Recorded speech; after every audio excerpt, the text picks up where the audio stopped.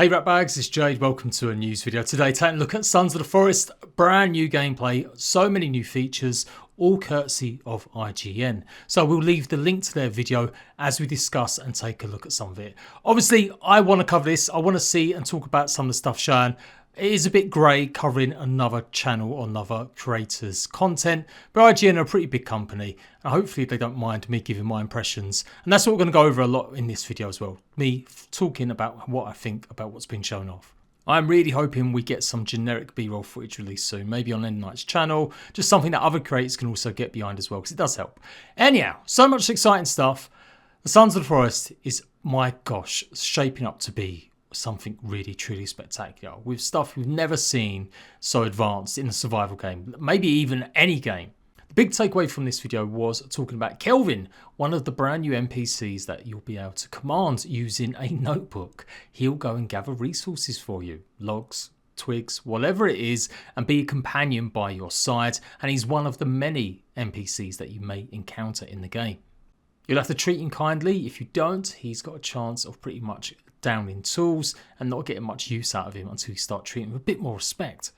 We first saw Calvin in some quick clips when they talked or showed it off on their Twitter page from a trailer a little while ago, but now we get the full picture and idea, and it adds to the roster. We obviously got the Virginia NPC, which we will be able to get hold of, but there was much more info from the chat here and the hands-on preview they had. They actually got to play Sons of the Forest for 5 hours, the IGN group, effectively saying how much advanced the AI is with different factions that will battle each other, and you can actually unleash factions onto each other by unlocking maybe a cave that was previously shut up. Then mutants will then go and attack other mutants around, effectively starting a war between them. Obviously there's much brand new focus on the new mutants in the game. They're all going to have much more revamped AI. Some of the older ones will be returning, albeit maybe in slightly revamped ways, and there's just so much to go over really. Obviously there's new seasonal content. We knew that for a while, that there would be different seasons in the forest, but the NPCs will reflect on that. They'll have to dress appropriately for the different conditions, so they may catch them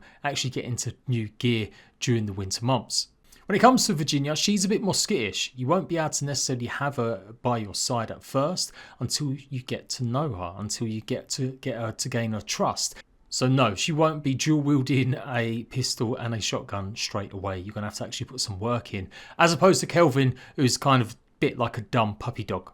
It's really interesting. This is something I've not seen in other games. Like, sure, we've always had NPC followers. Come on now, Skyrim's made them so famous. But they have always been pretty dumb and pretty stupid in the way they move, they react. And the ones on show here are just truly exceptional. Returning features that you've seen from some of the mob or enemy AI, obviously jumping on the trees, and the reporter here is claiming that lots of them will just run around looking at you and then stronger ones will come and attack. So very similar to what it was before. Now it always felt pretty organic, but I did catch an interview with Sons of the Forest developers from about 2 weeks ago now nearly, and speaking about how actually it was all pre-programmed. It just feels very organic, but they've always had these kinds of things and evolved it to make it even better. I also spoke in that interview talking about more realistic animations. It's going to be much more immersive, and that's going to stretch out to the crafting as well and base building. They have an optional or new version of base building. Gone is the blueprint system as default, although you will be able to turn it on. Instead, you'll be able to customize your base to your heart's content with actual proper animations for everything. Like everything you do, if you decide to start chopping down the tree log fence, then you can actually make each one spiky or not, rather than just the generic filling stuff up with blueprints. Now, I thought the blueprint system was pretty unique at the time, and it's inspired so many other games like Grounded and others to follow suit. But they're evolving it even further. They really want it to be that immersive experience. They are going to keep it in place though for players that really do like that old system, which I'm sure will be music to some players' ears. Obviously we knew that customization and brand new weapons would be on play. There's much more focus on firearms and stuff, albeit with limited means of production. They did speak about how the 3D printer will be used to make more than masks in their previous interview as well. And yeah, it's just looking fantastic. The review here is saying how great the forest looks with much more dense foliage. Standout feature for me was seeing logs flow down the river. Obviously the scary stuff has not always been my cup of tea. I've got to say I'm a bit squeamish. It's the one thing that puts me off playing the forest on my own, but that's all going to be returning. As you can see from this video, the baby mutants are here and so many more. It is going to be mind-blowing, like how many different types of NPCs are there really available. Something else new gained, I'm pretty sure we didn't see a confirmation of how many players. Well, it looks like you're going to be able to have 8 players total, so 7 of your friends can join you. That's an increase, I'm sure, on the PlayStation at least. Anyway, it's only 4. So yeah, it's a big increase, I'm pretty sure. I mean, maybe it's been like PC, I can't remember, but I thought it was only that amount anyway, unless you actually had a dedicated server, which of course consoles never had. The island's going to be 4 times bigger than it previously was in the original game, and of course they're going to have much more verticality as you'll be exploring much more bunkers as well as different cave systems as well. Truly, when Sons of the Forest comes out on the 23rd of February, I think it's going to take the world by storm. It was a bit of a slow burn for the original. A lot of hardcore reviewers didn't really sit or play the game until years later after its full release, when SkillUp maybe brought it to more attention. And I'm just so glad to see it getting another peak of players recently. So many players have hopped back onto it in the last few months. The original at least, and just shows how beloved the game really is. So you can see a lot of that custom animation here for some of the stuff. The story is going to be pretty bombastic. We're on the trail of a missing billionaire by the looks of things. Something goes wrong, and of course we crash land. They also spoke in the actual review about certain mobs being leaders, and they may even implement the idea of religion or faults into others.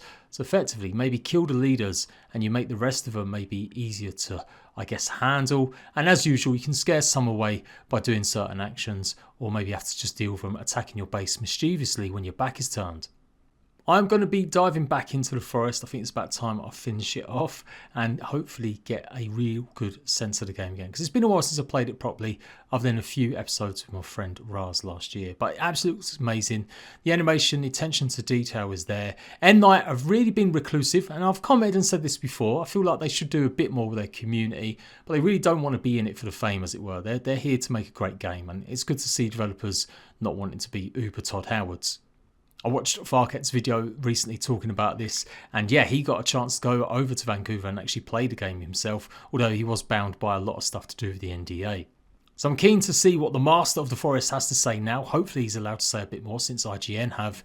And yeah, if you want to hear more about what the devs got to say, I'll leave a link to that video in the comment section down below. So really, we've had 2 big blowouts in the last 2 weeks. Like I said, the first one you might have missed because it was just before New Year's, and they sat down with 2 of the developers from End Night Games, discussing all sorts, including new weapons, some of the new mechanics with the NPCs, and the evolution, that animation and stuff. The Forest still seems a bit low-key to people that are not in the know. Like, every survival fan pretty much knows now how good the survival game is. I voted it as like #1, the best the last few years running. Still no news about a console launch. Hopefully that will come in the future, and I'm praying they don't do any kind of exclusive deal. I feel like we need to see this on Xbox, or at least release the original, which sadly is still missing. But there we go. Until we can start getting B-roll, this is what I'm going to have to do, guys, is pretty much give you the lowdown this way, and hopefully I can deliver a bit more to you in the future. I can't wait. As soon as this game comes out, I'll be all over it with guides, gameplay, and hopefully a full-blown review. Until next time, Ratbags, I'll catch you later.